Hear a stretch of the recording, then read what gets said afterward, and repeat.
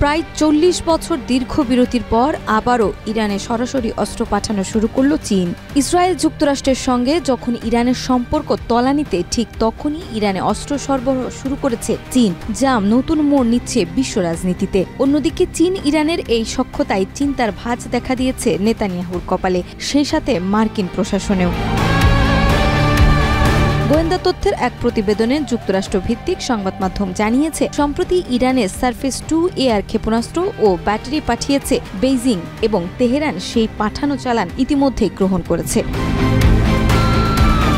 Iran সাধারণত দেশের বাইরে থেকে কোনো অস্ত্র কেনে না, নিজেদের সেনাবাহিনীর জন্য সমরাস্ত্র, গোলাবারুদ অভ্যন্তরীণ উৎপাদন করেন তারা। মাঝে মধ্যে অবশ্য রাশিয়া থেকে দামি সামরিক সরঞ্জাম কেনেন তেহরান, যেমন বর্তমানে যে ক্ষেপণাস্ত্র ও আকাশ সুরক্ষা ব্যবস্থা দেশটি ব্যবহার করছে সেটি রাশিয়া থেকেই কেনা। কিন্তু সম্প্রতি ইসরায়েলের সঙ্গে 12 দিনের রক্তক্ষয়ী সংঘাতে অভূতপূর্ব ক্ষতির পর তেহরানের দৃষ্টিভঙ্গিতে পরিবর্তন আসে। সৌদি আরবের এক গোয়েন্দা কর্মকর্তা মিডল ইস্ট আইকে জানান, ওই সংঘাতের মাধ্যমে ইরান বুঝে গেছে যে তাদের আকাশ প্রতিরক্ষা ব্যবস্থা যথেষ্ট নয়। শেকড় থেকে শিখরে এই দুর্বলতা কাটাতেই চীনের সঙ্গে নতুন করে সমরাস্ত্র চুক্তিতে আগ্রহী হয়েছে তারা।